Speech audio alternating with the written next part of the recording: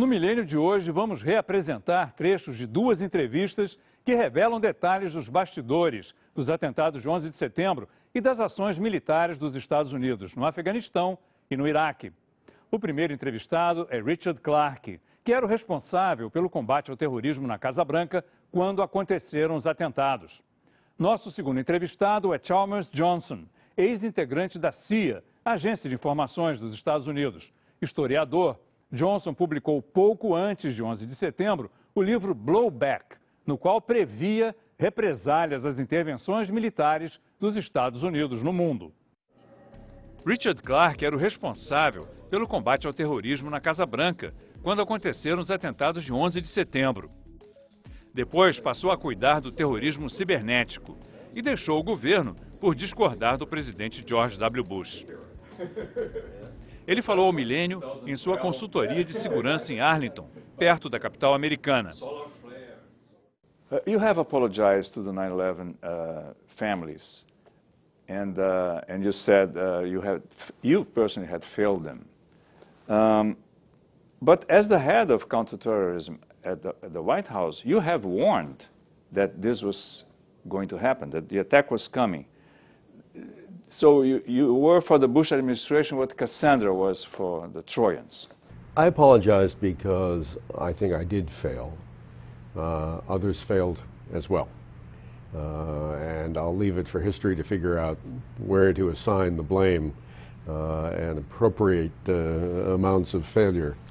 But I thought it was important for the families of the victims to hear an apology. And no one had done it.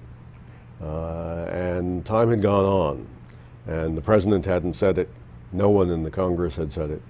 And I was out of government at the time, so I was speaking for myself. Yeah, it was 3 years later. Yeah, I was speaking for myself.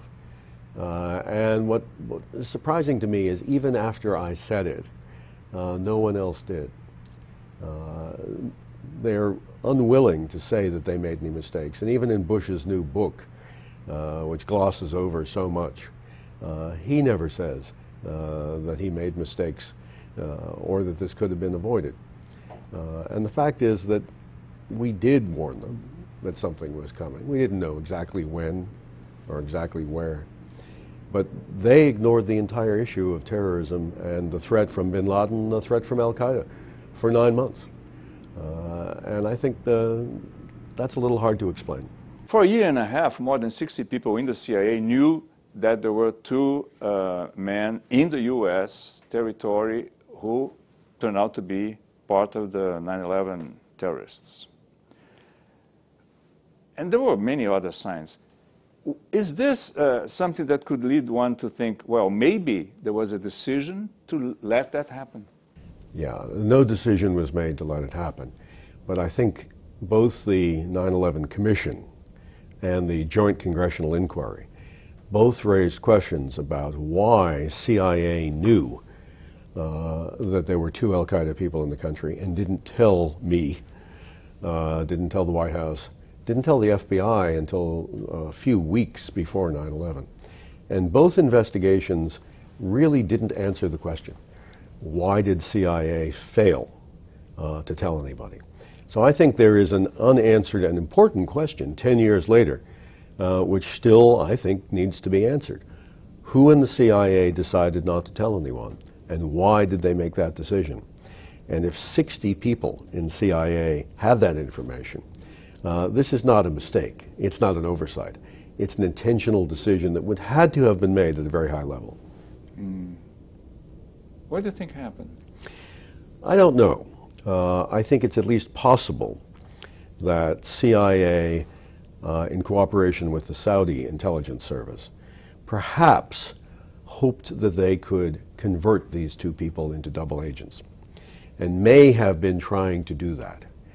And I think they feared, potentially, that if they told me, or they told the FBI, that there were these Al-Qaeda guys in the United States, that we would have had them arrested.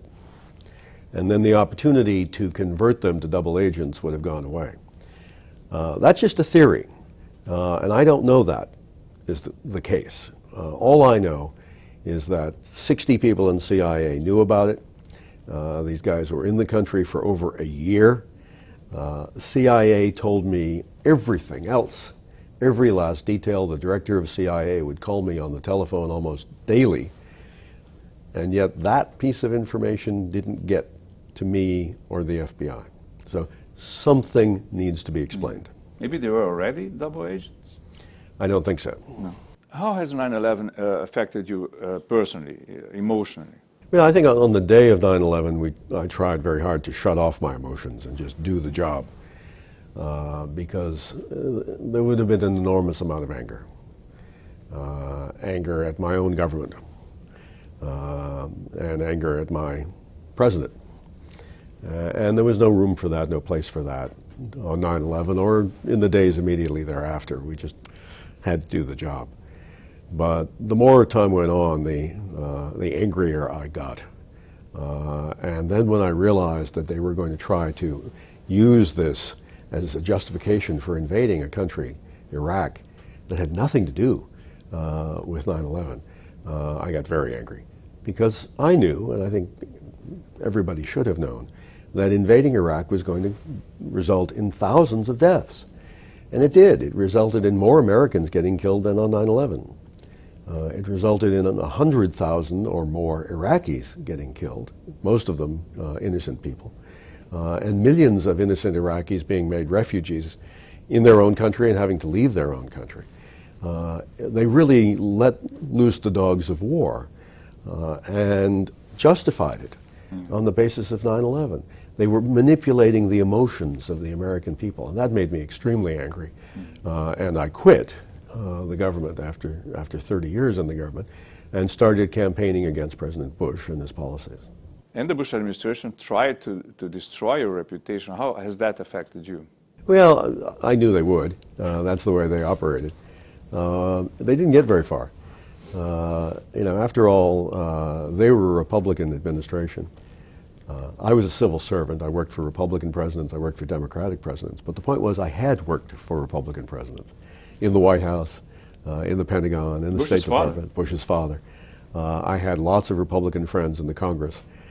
So they didn't get very far trying to blame me. As part of your job at the White House, you became involved in counter cyber terrorism and cyber war. And that became your main interest. Is cyber war a bigger threat than run-of-the-mill terrorism like Al-Qaeda and stuff like that? Well, it depends on your scope.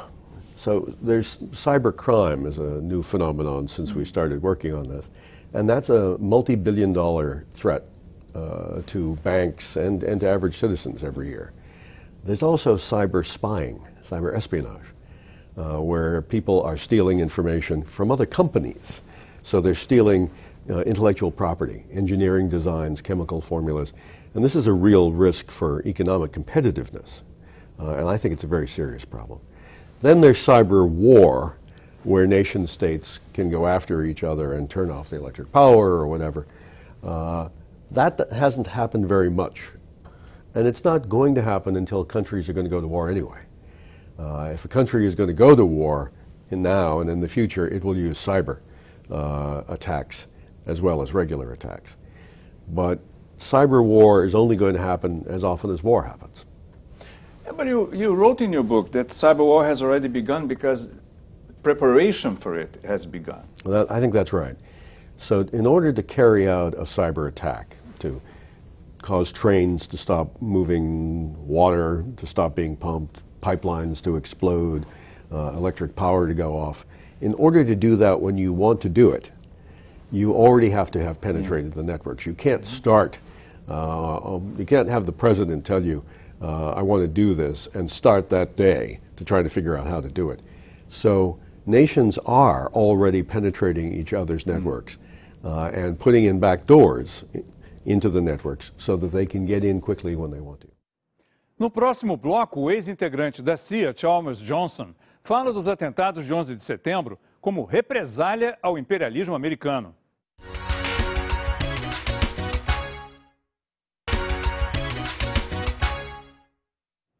A segunda entrevista deste milênio especial é com o historiador e ex-integrante da CIA, a Central de Inteligência dos Estados Unidos, Chalmers Johnson. Ele é o autor de uma trilogia em que criticava os custos para a manutenção da hegemonia norte-americana e previu que algo como o 11 de setembro aconteceria em reação à imposição da presença americana no mundo. Thomas Johnson ficou célebre depois dos atentados de 11 de setembro de 2001, que ele, de certa forma, previu no primeiro livro da trilogia, Blowback, publicado no Brasil com o título em inglês. Blowback, ou retaliação, é um termo usado na CIA, a agência de espionagem americana, para descrever situações em que ações americanas provocam represálias. Johnson, que trabalhou para a CIA e se aposentou como professor de História das universidades de Berkeley e San Diego, recebeu o milênio em sua casa no sul da Califórnia. First, let's talk about Blowback, the first book in your trilogy. What does it mean, the concept for you? Reaction to American foreign policy. It is simply that is, a better translation might be retaliation. But it does mean, above all, reaction. That is the response to it. The Americans don't usually anticipate it, almost never anticipate it accurately. They have a tendency to think that they are doing good in the world and that other people agree with them, and that therefore they're surprised by some of the reactions they get. But that's basically what it means. It was I was writing it in the late 1990s, before the turn of the century, and it seemed to me then that the main foreign policy problems for the United States in the coming decades were going to be things left over from the last half of the 20th century, and that they were piling up, that it was not going to be good news. And then after the book came out, September 11 happened. That's right. People keep saying, oh my God, he predicted it. Well, I didn't obviously predict it, except in one sense, that I said there will be a backlash, if you will. It would be a different term, from the third world, from the nations that we have intimidated. I'm just, thanks to President Chavez of Venezuela, I'm just in the process of finishing up. I'm almost finished with Eduardo Galeano's The Open Veins of Latin America. My God, what a fantastically important work it really is. It's the only thing I just think it's astonishing, and how few Americans know anything about it. I can't say that you predicted, but reading your book, one can see what would be the American reaction to 9/11. Ah, yes. Well, the Americans still remain a little shocked. Shocked by the thought that they are not universally loved, that their armed forces are really armed forces rather than armed missionaries or something of this sort. And so that I think they overreacted badly. The reaction of an empire. Yes, absolutely. I mean, it was simply saying, of course it's an empire, and even though the Americans refuse to acknowledge it, and it's not an empire in the usual sense used by the Europeans to mean colonies, that it is, in some ways, I would say, an empire much more like that of the former Soviet Union. It's an empire of military bases, of which we have over 800 in countries other than our own around the world. It's unimaginably expensive. It has almost nothing to do with American security. It is a way of maintaining hegemony, that is, control, dominance over the rest of the world. And though we refuse to admit it, we like it. But one thing that you show is the decline of that empire, the overstretching of that empire. All empires do. And this one certainly is. And and you wouldn't know it or wouldn't understand it or foresee it because you've never been candid about what it was in the first place. The fact that we're not liked. Americans can't imagine what it's like having several thousand youthful, oversexed, often racially biased, certainly culturally biased, young Americans, heavily armed, living cheek by jowl with them. It's extremely unpleasant. We don't understand that. We don't know anything about it. We have very little empathy for it. And it is Well, it's in fact one of my main criticisms of President Obama. I like what he's done. I voted for him. I was a supporter of his.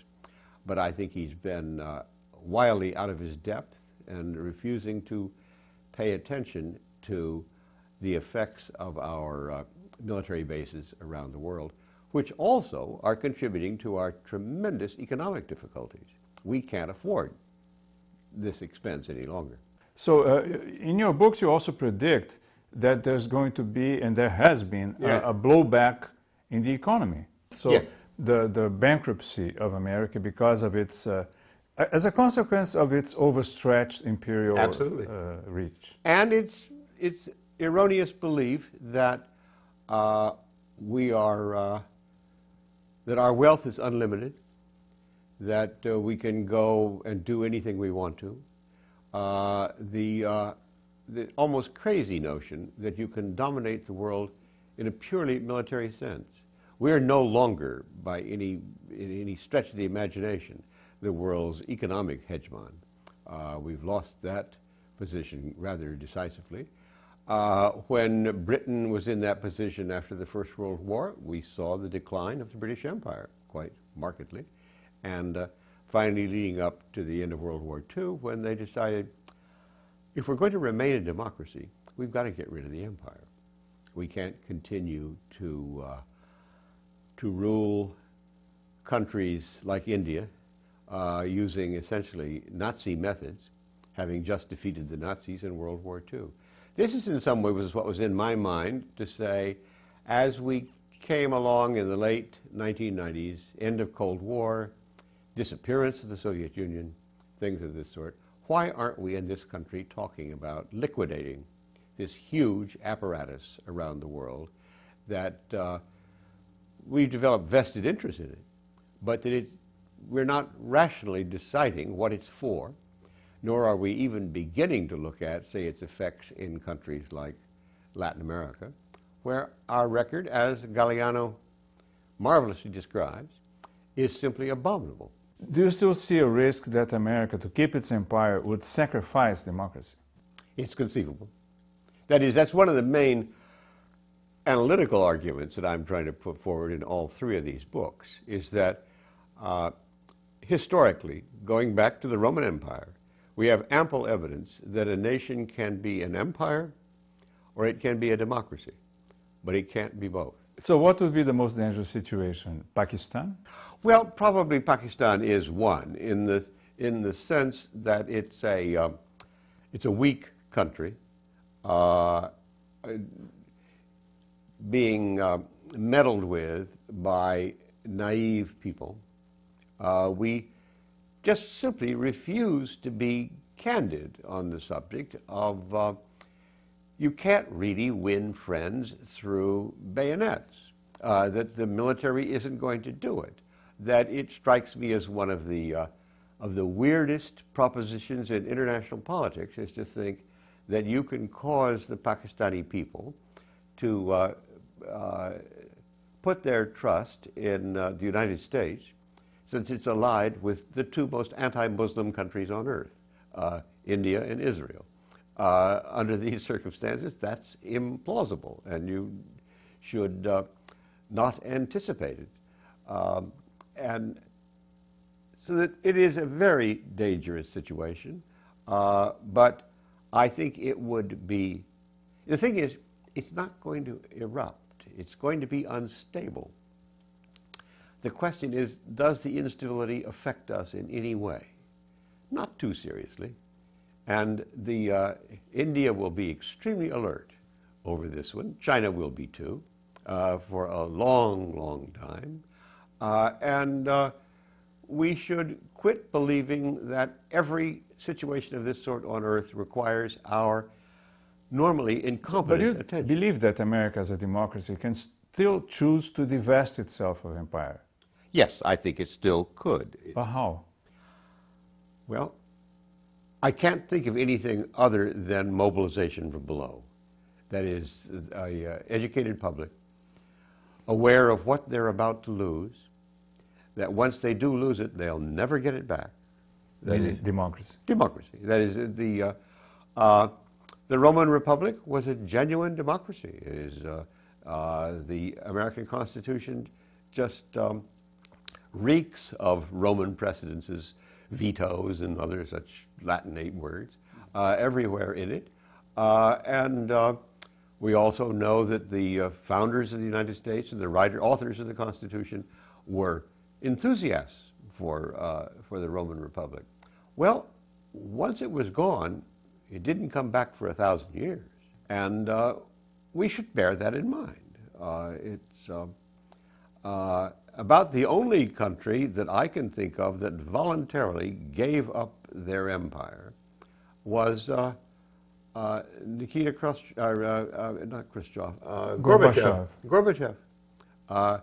realizing that it was no longer worth it, that he would rather have friendly relations with France and Germany than with those crummy republics that Stalin had created in East Europe. And he tried it.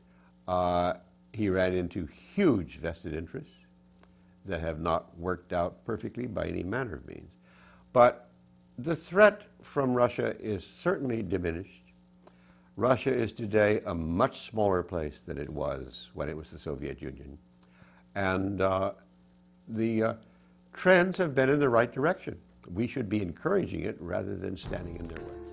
Se você quiser assistir a íntegra dessas duas entrevistas e deixar comentários sobre o programa de hoje, entre no blog do Milênio, no site da Globo News.